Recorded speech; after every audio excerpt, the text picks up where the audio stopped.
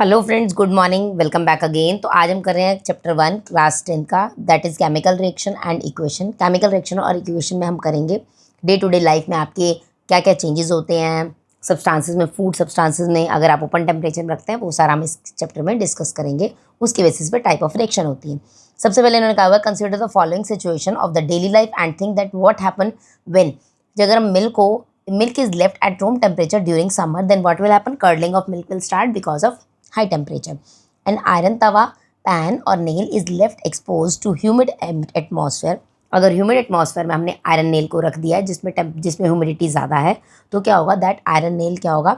Iron nail और iron तवा और pan, it will start rusting. उसमें रस्टिंग होना शुरू हो जाएगा, कोरोजन होना शुरू हो जाएगा। Grapes get fermented, food is cooked, food gets digested in our body और वी रिस्पायर। तो ये सारे क्या होगा अगर हमारी सिचुएशन ऐसी होती है? In all the above situation जो नेचर है और आइडेंटिटी है इनिशियल सब्सटेंस की, वो चेंज होती है। मतलब कि रिएक्टेंट था, वो चेंज हुआ एटमॉस्फेरिक कंडीशन के अकॉर्डिंगली, आपको प्रोडक्ट मिला। We have already learn about physical and chemical changes of matter in our previous chapter classes और previous chapters also. Whenever a chemical change occur, we can say that a chemical reaction has taken place, क्योंकि reactant product बनेगा, कुछ नया बनेगा। You may perhaps be wondering as to what is actually meant by a chemical reaction. Chemical reaction की बात करते हैं तो क्या क्या चेंजेस होंगे, अभी आपको आगे पता लगेगा। हम इस केस में क्या लेंगे? इस एक्टिविटी में मैग्नीशियम का रिबन लेंगे जो 3 to 4 सेंटीमीटर लॉन्ग होगा, उसको रब करेंगे सैंड पेपर से, उस hold it with a pair of tongs और burn it using a spirit lamp से बर्न करेंगे एंड उसकी ऐश को कलेक्ट करेंगे। जब बर्न होगा तो ऑब्वियस पता है क्या ऐश निकलेगी, ऐश बनेगी, तो उस ऐश को हम वॉच ग्लास पे कलेक्ट करेंगे। तो अब देखोगे जो ऐश है that is your magnesium oxide, और ये रिबन था मैग्नीशियम। जब अपने सैंड पेपर से रब किया तो वो ऑक्सीजन से क्या हुआ? रिएक्ट हुआ। तो burning of magnesium ribbon in air and collection of magnesium oxide in a watch glass. अब हमने क्या ऑब्जर्व किया, और आपको भी क्या ऑब्जर्व करना है कि मैग्नीशियम रिबन जब बर्न करा था तो डेजलिंग वाइट फ्लेम्स दिखेंगे आपको, और किस में चेंज हो जाएगा? वो वाइट पाउडर में चेंज हो जाएगा। This powder is magnesium oxide, पहले मैग्नीशियम रिबन था ना, अब मैग्नीशियम ऑक्साइड। ये क्यों हुआ? क्योंकि मैग्नीशियम ने रिएक्शन करी ऑक्सीजन के साथ जो एयर में प्रेजेंट था, तो हमारा मैग्नीशियम ऑक्साइड की फॉर्मेशन हुई। ठीक है, नेक्स्ट एक्टिविटी दी हुई है 1.2, 1.3।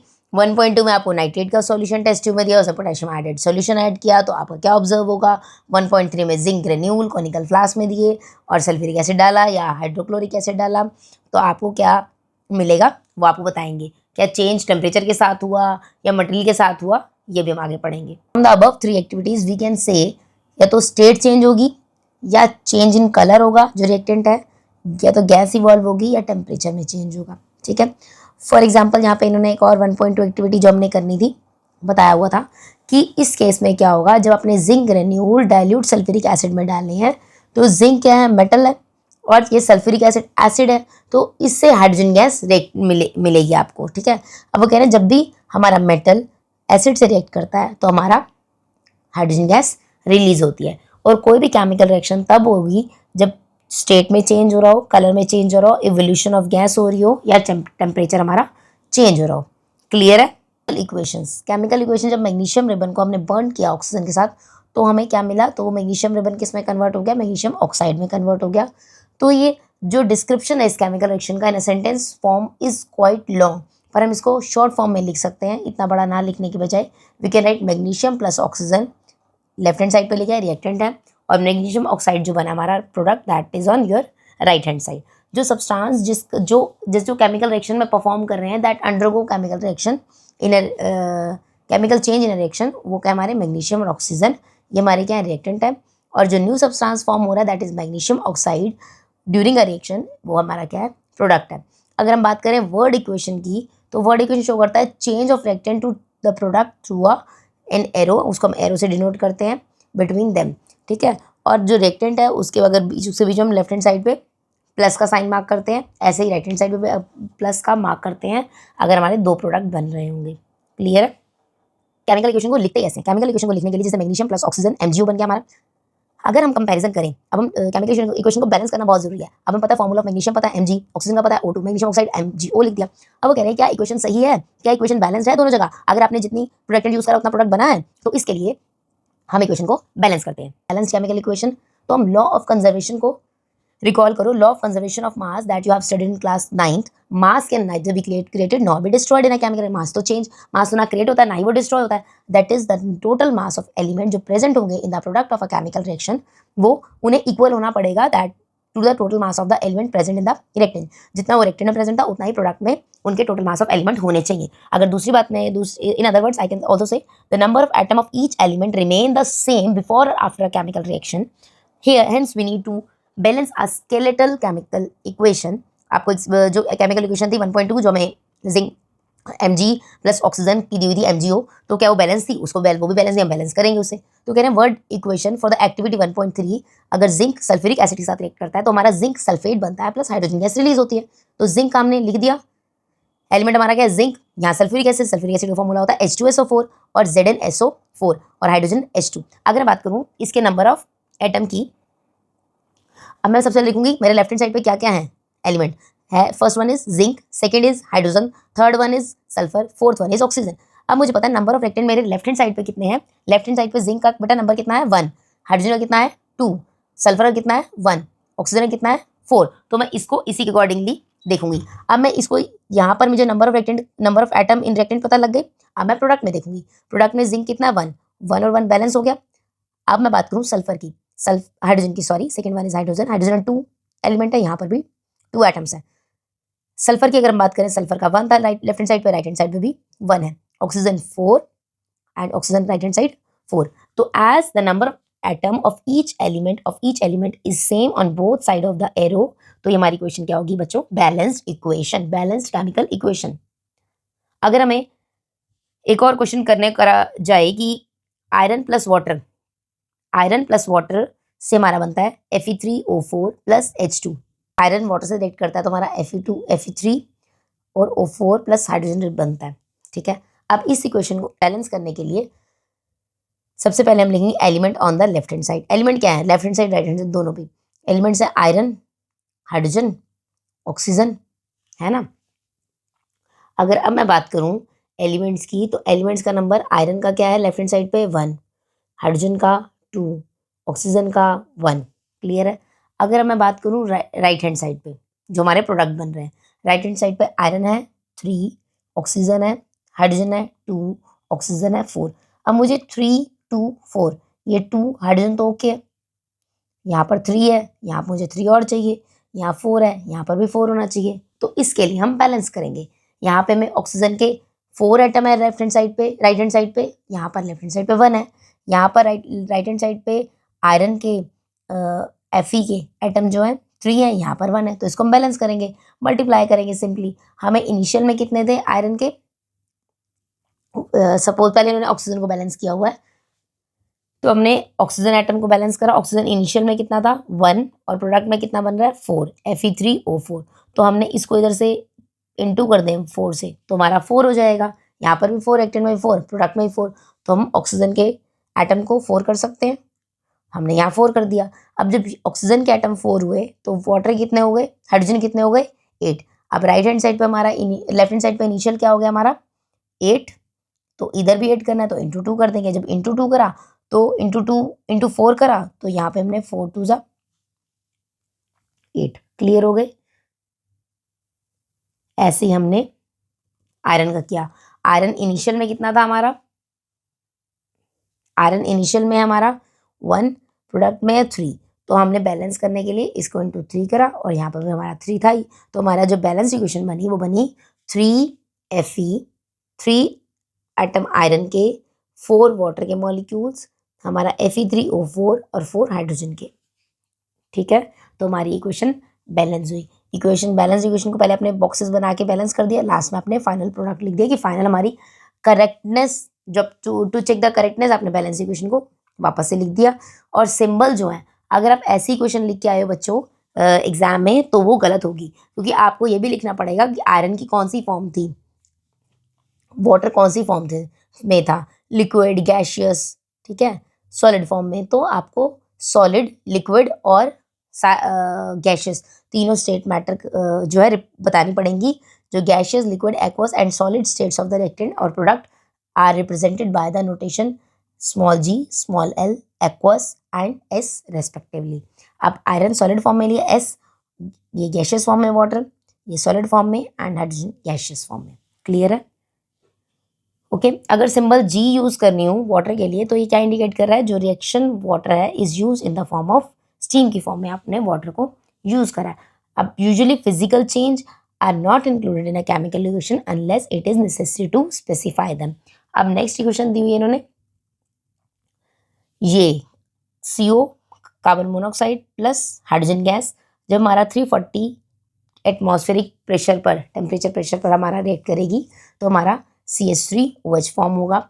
अगर मैं कहूँ carbon dioxide plus water, sunlight और क्लोरोफिल की प्रेजेंस में हमारा ग्लूकोज बनता है, प्लस वाटर बनता है, प्लस ऑक्सीजन भी रिलीज होती है. तो इस केस में जो एक्वस फॉर्म में CO2 है, वाटर लिक्विड फॉर्म में है, सनलाइट क्लोरोफिल, जो हमारा ग्लूकोज बना हुआ है एक्वस फॉर्म में, and oxygen aqueous and water is in liquid form. Okay, clear है? आपको क्वेश्चंस दे रखे हैं. Why should a magnesium ribbon be clean before burning it air? Hydrogen और क्लोरीन की रिएक्शन कराते हैं तो हाइड्रोजन HCl बनता है. इसकी बैलेंसिंग करोगे आप, ये तो सिंपल है, H plus Cl HCl. Barium chloride BaCl2, aluminium sulphate, barium sulphate बनेगा, एल्यूमिनियम क्लोराइड बनेगा. आप सारे क्वेश्चंस ये कर सकते हैं. अगर आपसे होते तो अच्छी बात है, नहीं तो कमेंट डाउन कर देना, मैं आपको सारे सॉल्व करवा दूंगी. ओके. सबसे पहला आता है types of chemical reaction. Type of chemical reaction में हम बात करेंगे. सबसे पहली रिएक्शन है कॉम्बिनेशन रिएक्शन. कॉम्बिनेशन नाम से ही पता लग रहा है कि दो चीज़ें कंबाइन करके आप नया एक प्रोडक्ट बनेगा. इसमें एग्जांपल दिया हुआ है, एक बीकर है. Formation of slack lime by the reaction of calcium oxide with water. हमने कैल्शियम के oxide, water, calcium oxide, quick lime, water से रिएक्ट हुआ तो हमारा स्लेक्ड लाइम बना प्लस हीट रिलीज हुई. अगर हम बात करें कैल्शियम ऑक्साइड जब रिएक्ट करता है विग्रसली विद वाटर तो ये हमारा क्या प्रोड्यूस करता है? स्लेक्ड लाइम और calcium hydroxide, release a large amount of heat release होती है. ठीक है. ऐसी रिएक्शन जिसमें आपकी हीट भी रिलीज हो रही है और प्रोडक्ट भी बन रहा है, तो ये आप पहली बात, इसका नया प्रोडक्ट बन रहा है दो के कॉम्बिनेशन से, तो हमारा क्या है? कॉम्बिनेशन रिएक्शन है. कॉम्बिनेशन रिएक्शन में सिंगल, ऐसी reaction in which a single product is form from two और more reactant is known as chemical reaction. Reaction of slaked lime produce by reaction 1.13 जो पिछली रिएक्शन करी हमने, अगर is use for white washing walls. White wash करने के लिए दीवारों को स्लेक्ड लाइम का जो प्रोड्यूसर उसको यूज किया जाता था. कैल्शियम हाइड्रोक्साइड रिएक्ट करता है कार्बन डाइऑक्साइड से इन द एयर और एक thin layer of calcium carbonate दीवार पर लेयर बन जाती है. कैल्शियम कार्बोनेट फॉर्म होता है after 2 to 3 days of white washing and give a shiny finish to the wall. अगर आपने कैल्शियम हाइड्रोक्साइड को रिएक्ट करता है, calcium hydroxide carbon dioxide air में है उससे रिएक्ट करेगा और रिएक्ट करके वो thin layer of calcium carbonate दीवार पर बनेगी. और जो कैल्शियम कार्बोनेट की शाइनी वॉल दीवार पर बनी है, शाइनी लेयर्स बनी है दीवार पर, तो उसकी वजह से आपको शाइन दिखेगी वॉल पर. ठीक है.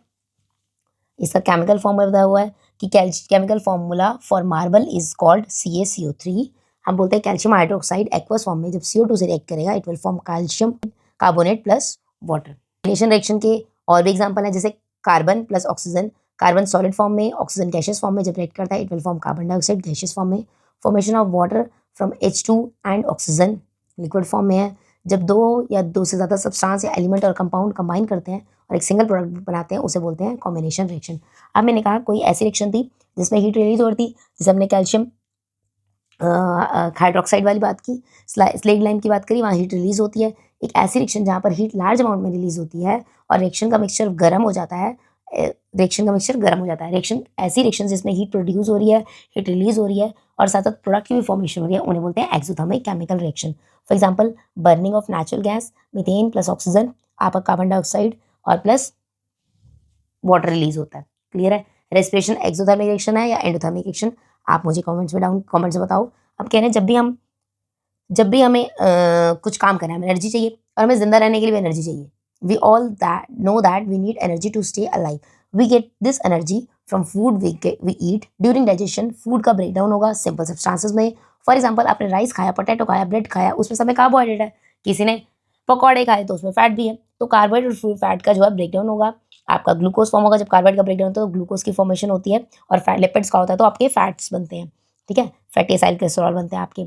दिस ग्लूकोज क्या करेगा, ऑक्सीजन से कंबाइन करेगा आपके सेल्स में, हमारी बॉडी के सेल से, और एनर्जी रिलीज होगी। जो स्पेसिफिक रिएक्शन है इसको बोलते हैं रेस्पिरेशन। रेस्पिरेशन की फॉर्म में एनर्जी रिलीज हो रही है, तो क्या क्या होगी रिएक्शन, ये एक्सोथर्मिक रिएक्शन। हीट रिलीज हो रही है ना, glucose plus oxygen plus oxygen से बन के हमारा कार्बन डाइऑक्साइड बनता है, प्लस वाटर बनता है, एनर्जी रिलीज होती है। इसको आप बैलेंस कर सकते हो, राइट हैंड साइड और left hand side number of element के नाम लिख के, और उसमें कितने नंबर ऑफ एटम प्रेजेंट है। क्लियर है। अगर हम वो बात करें decomposition of vegetable matter into compost is also an example of an exothermic reaction. Composition reaction में आपको एक्टिविटी दे रखी है 1.5, इसमें we will take 2 gram of ferrous sulphate crystal, और उसमें फेरस सल्फेट का क्रिस्टल का पहले आप कलर देखोगे कि कौन सा कलर है, फिर heat the boiling tube over the flame of burner और स्पिरिट लैम्प, आपको एक्टिविटीज दिखाया गया है। फिर आप कलर देखो क्रिस्टल का कि चेंज होता है या नहीं होता, ठीक है। तो कह रहे हैं कि आपने फेरस सल्फेट के क्रिस्टल लिए, ठीक है, उसको हीट किया स्पिरिट लैम्प में, स्पिरिट लैम्प की हेल्प से बॉइलिंग ट्यूब में, तो आप देखोगे कि आपको you can smell the characteristics order of burning sulphur, आपको स्मेल से पता चलेगा। वो कह रहे हैं फेरस सल्फेट को हीट देते हो, you will get ferric oxide plus sulphur dioxide plus आपका सल्फर ट्राइऑक्साइड बनता है। अब आपको पता है कि अगर मैं ये इक्वेशन को ऐसे ही लिख दूँ या 2 ना लिखूँ, बैलेंस करना ज़रूरी है। तो आप जब भी आप फेरस सल्फेट को हीट प्रोवाइड करते हो, हीट देते हो, तो ferric oxide plus sulphur dioxide plus sulphur trioxide gas form होती है। जब फेरस सल्फेट क्रिस्टल है वो क्या करता है, वाटर का लॉस करता है जब हीट करते हैं, और कलर जो होता है क्रिस्टल का चेंज होता है। इसकी वजह से वो किस में डिकम्पोज होता है, it then decomposes to ferric oxide, sulphur dioxide and sulphur trioxide.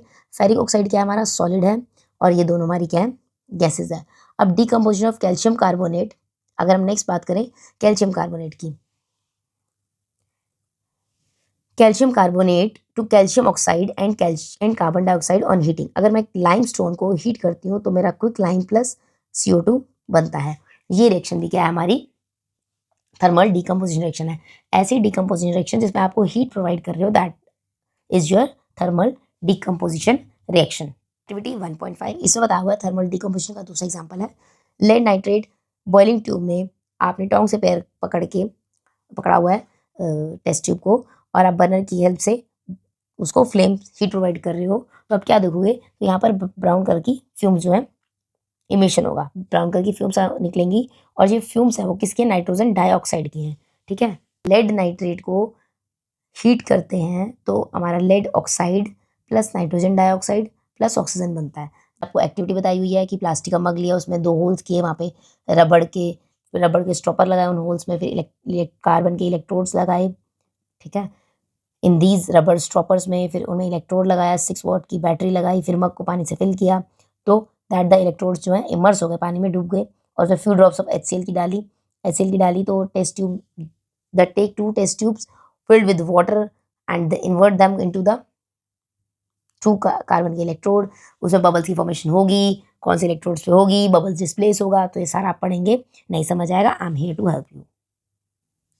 Next activity 1.8, आपने 2 सिल्वर क्लोराइड लिया 2 ग्राम चाइना डिश में, जैसे इमेज में दिखाया गया है, तो उसका कलर क्या है पहले तो ये पूछा हुआ है। उस बाद चाइना डिश को आपने सनलाइट की प्रेजेंस में रख दिया, या वहाँ रखा जहाँ सनलाइट आ रही है कुछ टाइम के लिए, फिर आपने कलर देखा कि क्या चेंज हुआ सोडियम क्लोराइड का आफ्टर सम टाइम, तो आप देखोगे सोडियम क्लोराइड जो है हमारा यहाँ ग्रे कलर का टर्न ग्रे कलर का हो जाएगा सनलाइट में।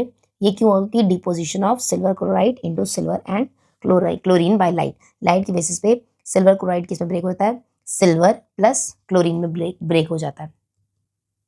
सिल्वर ब्रोमाइड भी इसी तरह से बिहेव करता है। अगर सिल्वर ब्रोमाइड को मैं सनलाइट देती हूँ तो it will break down into silver and bromine, ठीक है।